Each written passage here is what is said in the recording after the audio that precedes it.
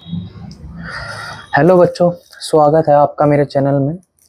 आज हम करेंगे chapter 3 of class 10th pair of linear equation in two variable. इसमें हम सबसे पहले इंट्रोडक्शन करेंगे 10 मिनट्स का, फिर हम एनसीईआरटी सॉल्यूशंस की तरफ चलेंगे। तो सबसे पहले introduction. Linear equation in two variable होता क्या है? सबसे पहले लीनियर इक्वेशंस क्या होती हैं? लीनियर इक्वेशंस होती हैं जिसमें वेरिएबल की पावर या डिग्री बोल लो 1 हो। ठीक है, जैसे एक एग्जांपल दूं, x की पावर 1, y की पावर 1, ये सारी लीनियर इक्वेशन है। लेकिन जब हम इनका कॉम्बिनेशन कर देते हैं तो लीनियर इक्वेशन 2 वेरिएबल्स हो जाता है। ठीक है, जिसमें 2 वेरिएबल हो और वो लीनियर हो। लीनियर मतलब पावर 1। ठीक है, अब हम लीनियर इक्वेशंस की स्टैंडर्ड फॉर्म कैसे लिखते हैं? Standard form of linear equation. ठीक है, हम linear equation in two variable की स्टैंडर्ड फॉर्म लिखते कैसे हैं? हम लिखते हैं ax plus b y plus c equals to 0। जो x का कोफिशिएंट है उसको हम a बोलते हैं, जो y का कोफिशिएंट उसको हम c, और जिसके साथ कुछ भी नहीं उस y का कोफिशिएंट को हम b, और जिसके साथ कुछ भी नहीं है उसको c। ठीक है, अब यहाँ पे लीनियर इक्वेशन है वो पेयर में गिवन होती है। ठीक है, पेयर ऑफ लीनियर इक्वेशन। ठीक है, इसको हम सोल्व करने के 2 मेथड होते हैं। एक होता है ग्राफिकली, ठीक है, एक होता है अलजेब्रिकली। ठीक है, अब अलजेब्रिकली में 2 मेथड आ जाते हैं। एक आता है सब्स्टिट्यूशन मेथड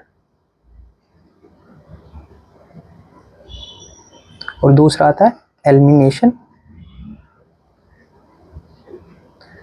मेथड। ठीक है, अलजेब्रिकली में सबसे पहले हम समझेंगे ग्राफिकली हम कैसे लीनियर इक्वेशंस को सोल्व कर सकते हैं। ठीक है, तो सबसे पहले हम समझेंगे ग्राफ पे लाइन को कैसे रिप्रेजेंट करें। तो मान लो मैंने एक लाइन ली x plus y equals to 2। मेरे को इसको ग्राफ पे रिप्रेजेंट करना है। ये क्या है? लीनियर इक्वेशन इन 2 वेरिएबल है ना। तो हम इसको ग्राफ पे कैसे रिप्रेजेंट करेंगे? तो सबसे पहले हम एक बॉक्स बनाएंगे। ठीक है, x y लिखेंगे। ये आपने 9th क्लास में पढ़ा होगा, लेकिन अभी मैं दोबारा समझा दे रहा हूँ। ठीक है, x की वैल्यू हम 0 पुट करेंगे तो y की वैल्यू हम चेक करेंगे कितनी आएगी। y की वैल्यू मेरे को मिलेगी 2। तो x की वैल्यू 0 पुट करी तो y की वैल्यू मिली है मेरे को 2। ठीक है, अब हम y की वैल्यू 0 पुट करेंगे और फिर x की वैल्यू चेक करेंगे कितनी मिलेगी। तो x की वैल्यू मेरे को मिल रही है 2। तो हम इन पॉइंट्स को ग्राफ पे कैसे रिप्रेजेंट करेंगे? सबसे पहले हम कार्टेशियन प्लेन बनाएंगे। कार्टेशियन प्लेन में ये होता है ओरिजिन 0 0,0। ठीक है, ये होता है x एक्सिस, ये होता है y एक्सिस। ठीक है, ये माइनस x एक्सिस, ये माइनस y एक्सिस। ठीक है, अब हम पॉइंट्स बनाएंगे। हाईएस्ट पॉइंट कितना है? 2, तो हम 2 तक ही जाएंगे। 1 2 1 2 -1 -2 -1 -2। ठीक है, अब हम देखेंगे x की वैल्यू 0 किस पे आती है? x की वैल्यू 0 y एक्सिस पे आती है। और कहाँ पे अब ये बोल रहा है x की वैल्यू 0 है तो y 2 है, तो x की वैल्यू 0 है तो y 2 है। ये पॉइंट कैसे लिखेंगे? 0,2। ठीक है, अब दूसरा पॉइंट y की वैल्यू 0 है तो x की वैल्यू 2 कहाँ पे आएगी? यहाँ पे x एक्सिस पे। तो इसको कैसे लिखेंगे? 2,0, और हम इन दोनों पॉइंट से एक लाइन पास करा देंगे। तो ये हो गई लाइन की ग्राफिकली रिप्रेजेंटेशन। अब 2 लाइन जब आपस में इंटरसेक्शन करती हैं, जैसे मान लो ऐसे इंटरसेक्ट कर रही हैं 2 लाइन, मैंने ग्राफ पे बनाई और ये इस पॉइंट पे इंटरसेक्ट कर रही हैं, तो इसका एक सॉल्यूशन मिल रहा है। तो number of intersection equals to number of solution होता है। जितनी बार लाइन इंटरसेक्ट करेंगे उतने ही हमको सॉल्यूशन मिलेंगे। जैसे यहाँ पे हमें 1 सॉल्यूशन मिला। ठीक है, अब हम इसके 3 केस होते हैं। सबसे पहला होता है इंटरसेक्टिंग लाइंस। इंटरसेक्टिंग लाइंस के लिए हम समझते हैं कि हमें 2 लाइन दी गई और वो आपस में इंटरसेक्ट हो गई ऐसे, तो वो एक पॉइंट पे इंटरसेक्ट हुई तो हमें क्या मिलेगा, यूनिक सॉल्यूशन। तो इंटरसेक्टिंग लाइंस के लिए हमें क्या मिलता है, यूनिक सॉल्यूशन मिलता है। जैसे a1x plus b1y plus c1 equals to 0, a2x plus b2y plus c2 equals to 0। मान लो ये line a1x plus b1y plus c1 equals to 0 है और ये line a2x plus b2y plus c2 equals to 0 है। तो ये दोनों एक पॉइंट पे इंटरसेक्ट कर रही हैं, तो इसकी कंडीशन क्या होगी, a1 by a2 is not equals to b1 by b2। इसका एक एग्जांपल देके समझाता हूँ। जैसे x plus y equals to 2 और x minus y equals to 2, ये इसको अगर हम ग्राफ पे रिप्रेजेंट करें तो ये ऐसे रिप्रेजेंट होंगी 1 2 1 2 -1 -2। ठीक है, तो एक लाइन -1 और -2 और -2 से पास होगी, एक लाइन यहाँ से पास होगी, तो ये 2,0 पे मिलेंगी। तो हमें इसका कितने सॉल्यूशन मिल रहे हैं, इन दोनों इक्वेशन का एक सॉल्यूशन मिल रहा है, तो इसको हम बोलेंगे यूनिक सॉल्यूशन। और ये सॉल्यूशन होगा क्या, 2,0। और ये लाइन क्या ऐसी होंगी, इंटरसेक्टिंग लाइंस होंगी। ठीक है, लाइंस होंगी। ठीक है, ये एग्जांपल है, आप चेक भी कर सकते हो। जैसे इसका a1 क्या है 1, इसका a1 क्या है 1, a2 क्या है 1, इसका b1 क्या है 1 और इसका b2 क्या है -1। तो -1 1 के इक्वल हो सकता है, कभी नहीं हो सकता, तो ये कंडीशन सेटिस्फाई करती है। ठीक है, अब हम चलते हैं दूसरे केस पे, पैरेलल लाइंस। जब मान लो दो लाइन ऐसे पास हो रही हैं ग्राफ पे, एक लाइन ये है, ठीक है, दूसरी लाइन ये है, तो ये आपस में कभी इंटरसेक्ट करेंगी, नहीं करेंगी, तो नो इंटरसेक्शन है, कभी इंटरसेक्ट ही नहीं करेंगी, तो इसका क्या मिलेगा, सॉल्यूशन ही नहीं मिलेगा, नो सॉल्यूशन। तो पैरेलल लाइंस आए जब नो सॉल्यूशन आता है। और इसका एग्जांपल देके समझाऊं तो x plus y equals to 2, 2x plus 2y equals to 3, ये दोनों लाइन आपस में पैरेलल होंगी और इसकी कंडीशन होती है a1 by a2 is equals to b1 by b2 is not equals to c1 by c2। यहाँ से चेक कर सकते हो आप, 1/2 equals to 1/2 is not equals to 2/3। ठीक है, तो ये पैरेलल लाइंस होंगी और इसका नो सॉल्यूशन मिलेगा, मतलब ये आपस में इंटरसेक्ट ही नहीं करेंगी। तीसरी हमारे पास आती हैं कोइंसिडेंट लाइंस। ठीक है, कोइंसिडेंट लाइन कौन सी होती है, जैसे मान लो एक लाइन दी है मैंने आपको x plus y equals to 2, अगर मैं इसी को ही किसी नंबर से मल्टीप्लाई करके लिख दूं, जैसे 2x प्लस 2y, मैंने पूरी इक्वेशन को 2 से मल्टीप्लाई कर दिया, तो ये आपस में कैसी लाइन हो जाएगी, कोइंसिडेंट लाइन हो जाएगी। और इसको हम ग्राफ पे कैसे रिप्रेजेंट करेंगे, एक होगी 2,2 से पास, ये जो पहले वाली लाइन है ये यहाँ से होगी 0,2 और 2,0 से पास। ठीक है, इसका बॉक्स बना लेना, तो ये आएगा xy 0 2 0 2। ठीक है, दूसरे वाले का बॉक्स बनाओगे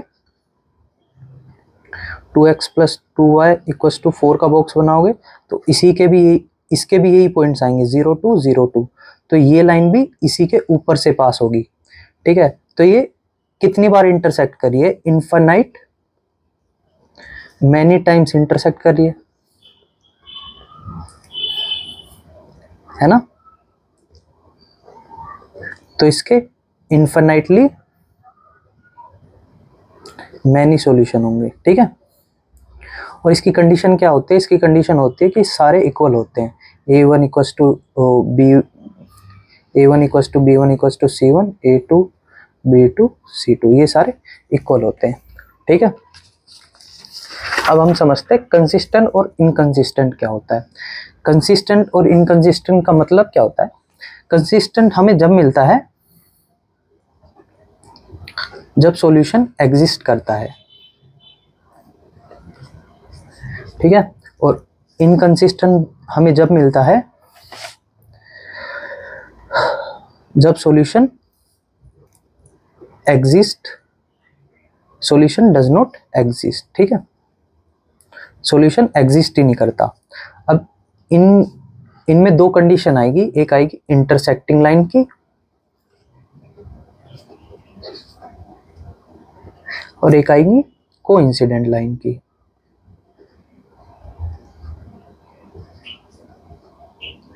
ठीक है, क्योंकि हमें यहाँ पे यूनिक सॉल्यूशन मिलता है और यहाँ इनफाइनाइटली मैनी सॉल्यूशन मिलते हैं।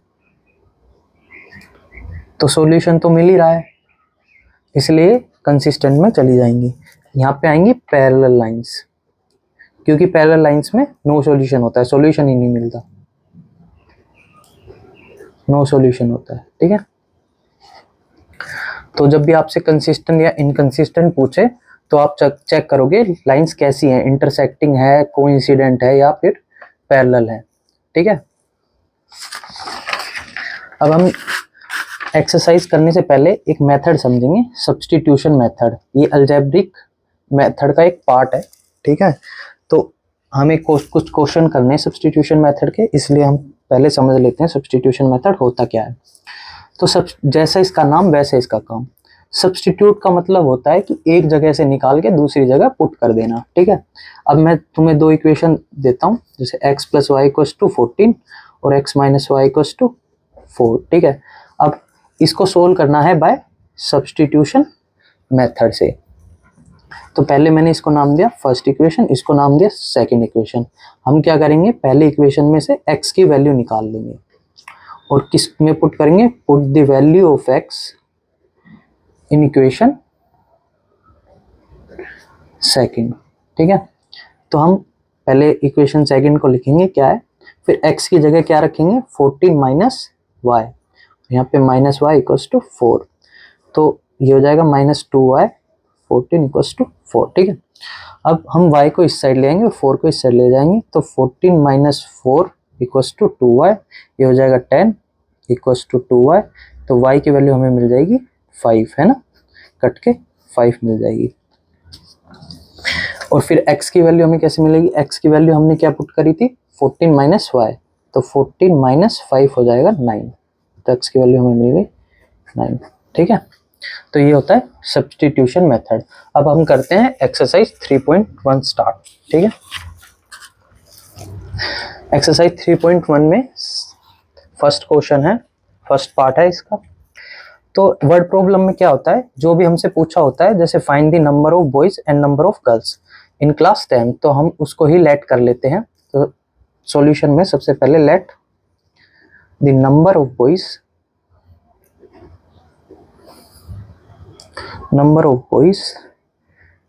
in class 10th equals to x। ठीक है, similarly for number of girls equals to y। ठीक है, अब टोटल स्टूडेंट्स कितने दिए हैं, 10, तो x + y को मिला दूं तो टोटल स्टूडेंट्स आ जाएंगे 10। ठीक है, ये हमारे पास हो गई पहली इक्वेशन। ठीक है, अब हमें पेयर इक्वेशन बनानी पड़ती है, मतलब दो इक्वेशन बनानी पड़ती है, उसके लिए हमें दो सेंटेंसेस ढूंढने पड़ेंगे। जैसे मैंने पहला सेंटेंस यहाँ से यहाँ तक था, है ना, तो इसने मेरे को ये वाली इक्वेशन दी। ठीक है, अब मैं दूसरा सेंटेंस पढ़ूंगा, क्या है, इसको लिख लेता हूँ। इफ द नंबर ऑफ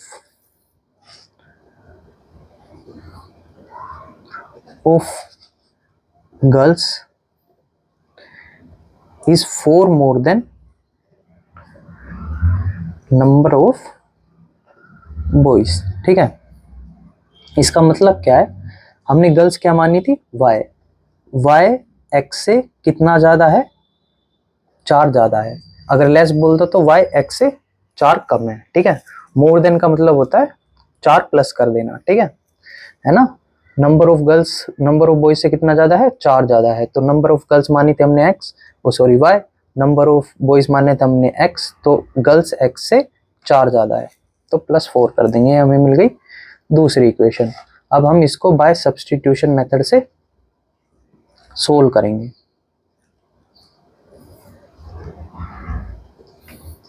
ठीक है, बाय सब्स्टिट्यूशन मेथड से सोल्व करोगे तो हम पहले x की वैल्यू निकालेंगे, तो हो जाएगी पहले फ्रॉम इक्वेशन फर्स्ट इक्वेशन से हम x की वैल्यू निकालेंगे, तो ये आ जाएगी 10 - y। ठीक है, और पुट कर देंगे, पुट इन इक्वेशन सेकंड। इसमें पुट कर देंगे y इक्वल्स टू एक्स की जगह 10 माइनस वाई प्लस 4, ठीक है। y को एक साइड ले आएंगे तो ये हो जाएगा 2y इक्वल्स टू 14, तो y की वैल्यू आ गई 7, ठीक है। हमने x की वैल्यू क्या पुट करी थी, x की वैल्यू हमने पुट करी थी 10 माइनस वाई, यहाँ से y की वैल्यू इसमें पुट कर देंगे तो x की वैल्यू हमें मिल जाएगी 3, ठीक है। तो ये हो गया आपका फर्स्ट क्वेश्चन का फर्स्ट पार्ट। अब हम करते हैं फर्स्ट क्वेश्चन का सेकंड पार्ट। बहुत आसान है, कुछ भी नहीं है। देखो हमसे पूछा क्या, find the cost of one pen and cost of one pencil. तो हमने लेट कर लिया cost of one pen. One pen की कॉस्ट कितनी है, x रुपीज़ है। And let cost of one pencil कितनी है, y रुपीज़ है, ठीक है। अब इसने बोला 5 पेंसिल्स है और 7 पेन्स है, तो एक पेन की कॉस्ट x है और एक पेंसिल की कॉस्ट y है। सबसे पहले एक पेंसिल की कॉस्ट y मानी मैंने, तो 5 पेंसिल कितनी होंगी, 5y। एक पेन की कॉस्ट मैंने x मानी, तो 7 पेन की कितनी होंगी, 7x इक्वल्स टू 50। आप कुछ भी मान लो x y, कोई फर्क नहीं पड़ता। मैंने पेन को x माना है, पेंसिल को y माना है, ठीक है। आप इसको x मानोगे, इसको x मानोगे और इसको y मानोगे तो इक्वेशन कैसे बनेगी, 5x प्लस 7y, ठीक है। ऐसे मान लो क्योंकि आपकी बुक में ऐसे दिया है, ठीक है। इक्वल्स टू कितना दिया है, 50 रुपीज़। अब वो बोल रहा है 7 पेंसिल है और 5 पेन है, तो 7 पेंसिल कितने होंगे, 7x की, और 5 पेन कितने होंगे, 5y के। कितने रुपीज़ दिए टुगेदर, 46 रुपीज़, ठीक है। ये पहली आ गई, ये दूसरी आ गई, और अब इसको सब्स्टिट्यूशन मेथड से सोल्व करना है, ठीक है, बाय सब्स्टिट्यूशन मेथड। तो हम फ्रॉम फर्स्ट इक्वेशन में से क्या निकालेंगे, x की वैल्यू निकालेंगे। 5x plus 7y equals to 50।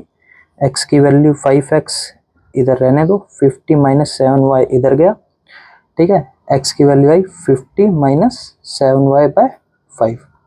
अब हम इसको पुट कर देंगे, पुट इन इक्वेशन सेकंड, ठीक है। तो x की जगह मैंने पुट कर दिया 50 minus 7y by 5 plus 5y equals to 46। यहाँ से y की वैल्यू निकाल लेना, ठीक है, फिर x में पुट कर देना, आ जाएगा आंसर। अब हम चलते हैं क्वेश्चन नंबर सेकंड, ठीक है। क्वेश्चन नंबर सेकंड में बोला है compare A1 by A2, B1 by B2 and C1 by C2। और हमको क्या बताना है कि लाइंस कैसी इंटरसेक्टिंग है या पैरेलल है या फिर कोइंसिडेंट है। तो हम चेक करते हैं पहले इनकी रेशियो निकाल के। तो सबसे पहले यहाँ से A1 क्या होगा 5, B1 क्या होगा -4 एंड C1 क्या होगा 8, ठीक है।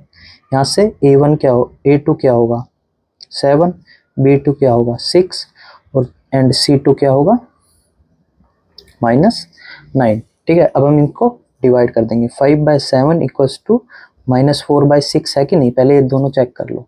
तो ये नहीं है, ये पॉजिटिव का है, ये नेगेटिव का, ये दोनों कभी इक्वल नहीं हो सकते। तो A1/A2 is not equals to B1/B2। ये किसकी कंडीशन होती है, ये इंटरसेक्टिंग लाइन की कंडीशन होती है। तो lines are intersect each other and क्या मिलेगा, यूनिक सॉल्यूशन मिलेगा, ठीक है।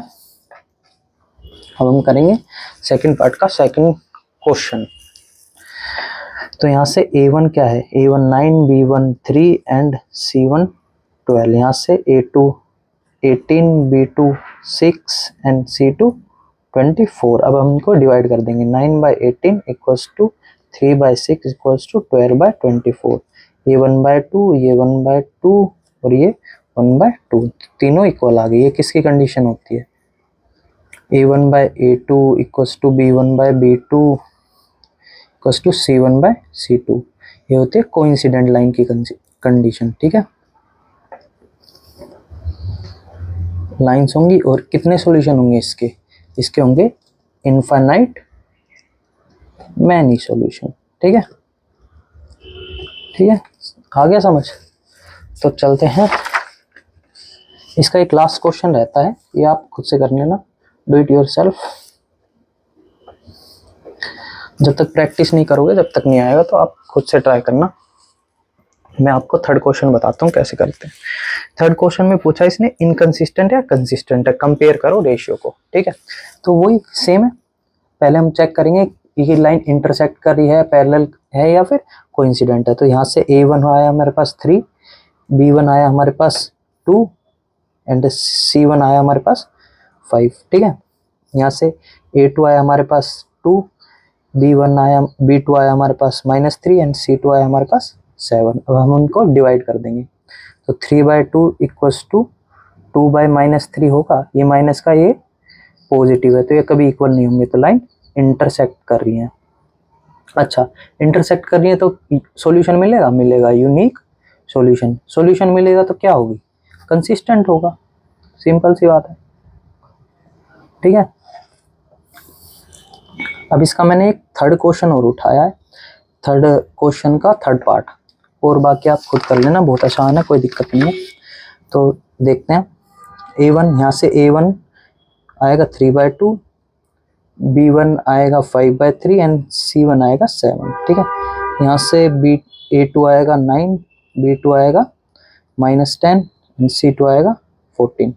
तो कंपेयर करो, 3/2 डिवाइडेड बाय 9, A1/A2। ठीक है, 5/3 divided by -10, B1/B2 equals to 7/14। ठीक है, देखो ये नेगेटिव है, ये पॉजिटिव है, तो ये कभी आपस में इक्वल ही नहीं हो सकते। तो मैं सोल्व क्यों करूँ, तो ये होंगे इंटरसेक्टिंग लाइंस। ठीक है, इंटरसेक्टिंग लाइंस है, तो ये क्या होंगी, यूनिक सॉल्यूशन होगा। तो ये क्या होगा, सॉल्यूशन तो मिल रहा है ना, सॉल्यूशन मिल रहा है तो कंसिस्टेंट, नहीं मिलता तो इनकंसिस्टेंट। ठीक है, अब हम करते हैं क्वेश्चन नंबर 4, 3.1 का क्वेश्चन नंबर 4। ठीक है, तो इसने बोला है कि चेक करो कंसिस्टेंट है या इनकंसिस्टेंट है, और फिर अगर कंसिस्टेंट है तो इसको ग्राफिकली सोल्व करो। तो मैं करता हूँ इसको, देखो आप, A1 यहाँ से मिलेगा 1, B1 y के आगे वाला, C1 हमारे पास जो सिंपल है। ठीक है, 5, यहाँ से A2 2x के साथ वाला, B2 y के साथ वाला, और C2 10। ठीक है, अब हम इनको डिवाइड करके देखेंगे, 1/2 इक्वल्स टू 1/2 5/10। ठीक है, तीनों इक्वल आ गए है ना, 1/2 1/2 1/2, तो क्या हुई, कोइंसिडेंट लाइंस। तो इसके इन्फिनिटली मैनी सॉल्यूशन मिलेंगे, मैनी सॉल्यूशन। तो ये क्या होगा, कंसिस्टेंट होगा ना, कंसिस्टेंट होगा तो फिर इसको हम ग्राफिकली सोल्व करेंगे। तो सबसे पहले हम एक बॉक्स बनाएंगे, किसका है ये बॉक्स, x + y = 5 का, x y। ठीक है, हम x की वैल्यू 0 पुट करेंगे, y की वैल्यू देखेंगे 5 आ रही है। ठीक है, y की value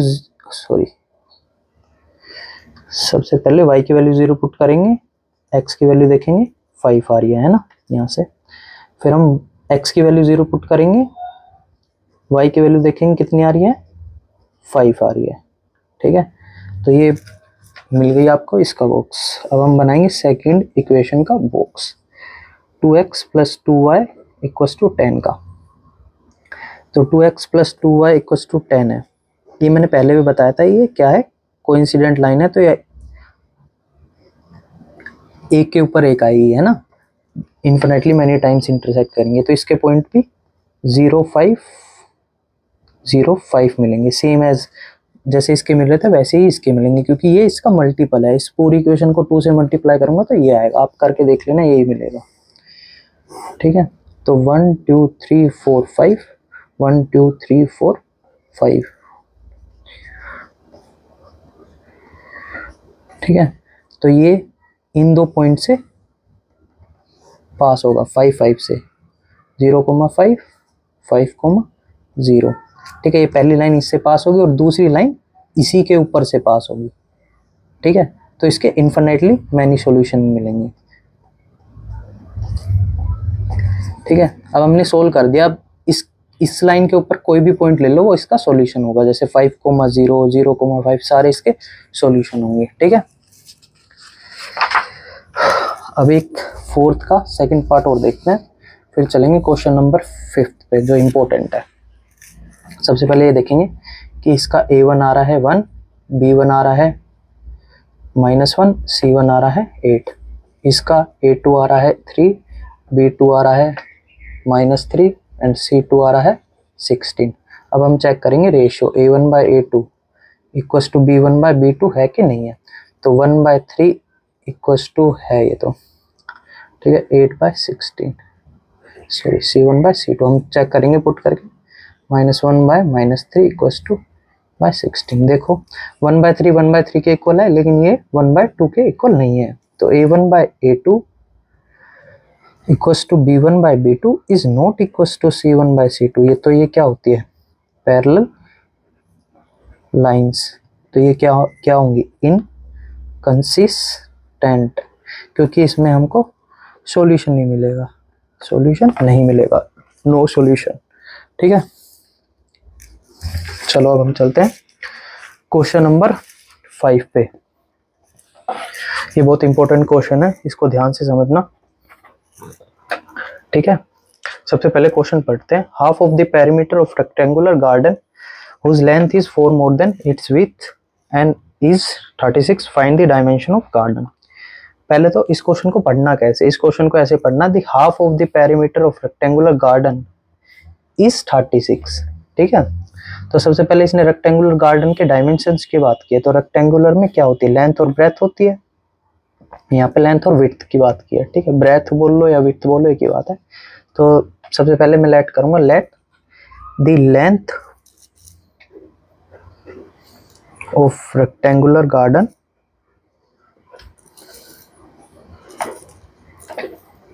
equals to x। Similarly for width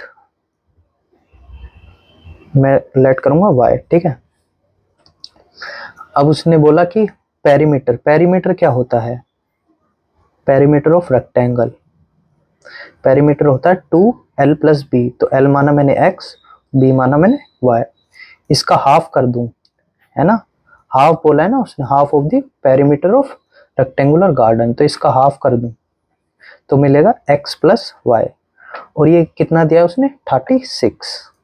ठीक है, half of the perimeter of rectangular is 36। तो ये मिल गया हमें एक इक्वेशन, x + y = 36। तो ये मिल गया मेरे को पहली इक्वेशन।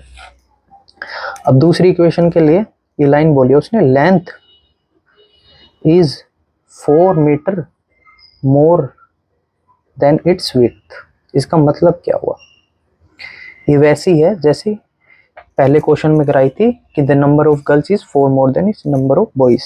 वैसी है, हमने लेंथ को माना है x, ठीक है, विड्थ को माना है हमने y, और कितनी ज्यादा है, 4 ज्यादा है, तो 4। ठीक है, +4 कर देंगे। तो ये हो गई आपके पास इक्वेशन सेकंड। अब हम इनको सब्स्टिट्यूशन मेथड से सोल्व कर लेंगे। फ्रॉम इक्वेशन फर्स्ट से हम निकालेंगे x की वैल्यू, x की वैल्यू आई 36 - y। ठीक है, पुट इन इक्वेशन सेकंड में पुट कर दो, इस वाली इक्वेशन में पुट कर दो, तो यहाँ मिलेगा 36 - y = y + 4। y को एक साइड ले आओ और कांस्टेंट को एक साइड, तो 36 - 4 = 2y हो जाएगा। ये यहाँ से ये 32 हो जाएगा। ठीक है, और ये 2y, तो y की वैल्यू मिल गई मेरे को 16। ठीक है, ऐसे ही यहाँ से मेरे को x की वैल्यू मिल जाएगी 36 - 16 20। ठीक है, ये आपको डायमेंशन मिल गई, ये लेंथ, ये ब्रेथ। अगर वीडियो पसंद आई हो तो please follow and subscribe, like और कमेंट भी कर देना। इसके बाद मैं एक्सरसाइज 3.2 डालूंगा, वो भी डिटेल में समझाऊंगा कि कैसे कैसे करनी है, तो आप सब्सक्राइब कर लेना प्लीज़। तो अब हम करेंगे क्वेश्चन नंबर 6। उसने बोला है कि एक लाइन मैंने ये दे दी आपको 2x + 3y - 8 = 0। तो मेरे को दूसरी लाइन बताओ जो इसके इंटरसेक्ट करेगी। तो इंटरसेक्ट के लिए हमको पता है कि भाई कंडीशन क्या होती है, a1/a2 is not equals to b1/b2 होना चाहिए, है ना। तो ऐसी कोई लाइन लाओ जो इस कंडीशन को सेटिस्फाई करे। जैसे मैंने लिख दिया 2x + 4y - 17 = 0। कोई भी लाइन लिख लो, बस इनका रेशियो इसके रेशियो के इक्वल नहीं होना चाहिए। जैसे 2/2 1 आ रहा है ना, और = 3/4 ये 1 पे नहीं कट रहा है, तो ये दोनों आपस में इक्वल नहीं होंगे, तो ये सेटिस्फाई कर रही है, तो ये इंटरसेक्ट करेंगे। ठीक है। कोइंसिडेंट, सबसे पहले कोइंसिडेंट के लिए समझते हैं। कोइंसिडेंट में क्या होता है कि मल्टीपल होती है ना, मैंने बताया था इसको किसी नंबर से मल्टीप्लाई कर दो, जैसे 2 से मल्टीप्लाई कर दिया तो यहाँ 4x, यहाँ 6y - 16 = 0। तो ये आपस में कोइंसिडेंट हो जाएंगी, है ना। ये इसकी मल्टीपल है। कितने से मल्टीप्लाई करा, 2 से। पैरेलल के लिए पहली दो जो होंगी, ये जो दो होंगी ये सेम होंगी। जैसे 2x + 3y - 8 = 0। इसका मल्टीपल लिख दो 4x, 2 से मल्टीप्लाई करो इसको, यहाँ 4 आ गया, यहाँ से करो 6 आ गया। यहाँ पे कुछ और लिख दो, ये 2 का मल्टीप्लाई यहाँ 16 नहीं आना चाहिए, कुछ और लिख दो, 15 लिख दो। ठीक है। तो ये पैरेलल लाइंस हो जाएंगी आपस में। कैसे होंगी, 2/4 = 3/6 इज नॉट इक्वल्स टू -8 - -15, है ना। ये 2 से नहीं कट रहा, तो ये 1/2, ये 1/2 तो इक्वल आ रहा है, ये लेकिन ये इक्वल नहीं आ रहा है, तो ये सेटिस्फाई कर रहा है इस कंडीशन को, तो ये आपस में पैरेलल हो जाएंगे। अब हम समझते हैं क्वेश्चन नंबर 7। ठीक है। क्वेश्चन नंबर 7 भी बहुत आसान है, कोई दिक्कत नहीं है इसमें, बस आपको ग्राफ बनाना है। तो सबसे पहले मैंने बताया x - y + 1 = 0, तो इसको मैंने लिख लिया x - y = -1। अब इसका वो हम बॉक्स बनाएंगे, तो ये बनेगा x y, पहले हमने x को 0 पुट करा तो y की वैल्यू आएगी 1। ठीक है। यहाँ से माइनस कट जाएगा। अब हम y को 0 पुट करेंगे, x की वैल्यू चेक करेंगे कितनी आएगी, x - 0 = -1, तो x की वैल्यू आ रही है -1। ठीक है। अब हम दूसरी इक्वेशन का बॉक्स बनाएंगे,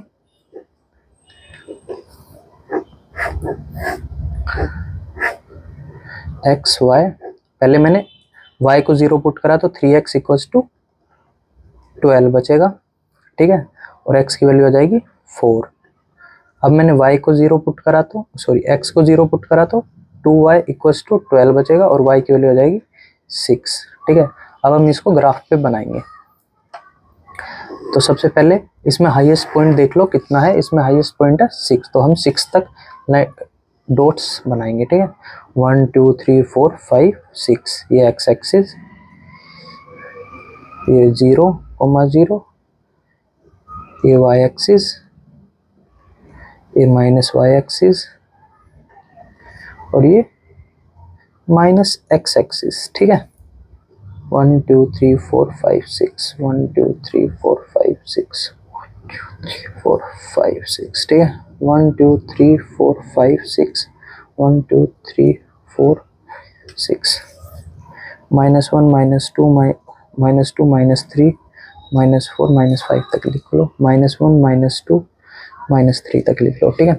इसने बोला जब x की वैल्यू 0 है तो y की वैल्यू 1 है, तो x की वैल्यू 0 किस पे होगी, x एक्सिस पे होगी, तो y की वैल्यू 1 यहाँ पे मिलेगी, ये होगा 0, 1। x की वैल्यू 0 है तो y की वैल्यू 1 है, y की वैल्यू 0 है तो x की वैल्यू 1 कहाँ होगी, x एक्सिस पे होगी, और कहाँ पे होगी, नेगेटिव वाले पे, तो ये वाला पॉइंट होगा। तो ये लाइन आपस में ऐसे जाएगी। ठीक है। अब इसको देखते हैं, y की वैल्यू 0 है तो x की वैल्यू 4 होगी, ये यहाँ पे मिलेगा 4, 0। ठीक है। y की वैल्यू 0 है तो x की वैल्यू 4 होगी, ये वाला पॉइंट। अब इसमें देखते हैं x की वैल्यू 0 है तो y की वैल्यू 6 हमें यहाँ पे मिलेगी। ठीक है। तो इन दोनों डॉट से ये लाइन पास हो जाएगी, तो ये मेरे हिसाब से 2, 3 सॉल्यूशन है इसका। ठीक है। ये ग्राफ पे बनाओगे तो करेक्ट आएगा, कति बिल्कुल करेक्ट आएगा। ठीक है। थैंक यू फॉर, आपको अगर एक्सरसाइज 3.2 2 की वीडियो चाहिए तो कमेंट करें प्लीज़ एंड सपोर्ट करें। Thank you.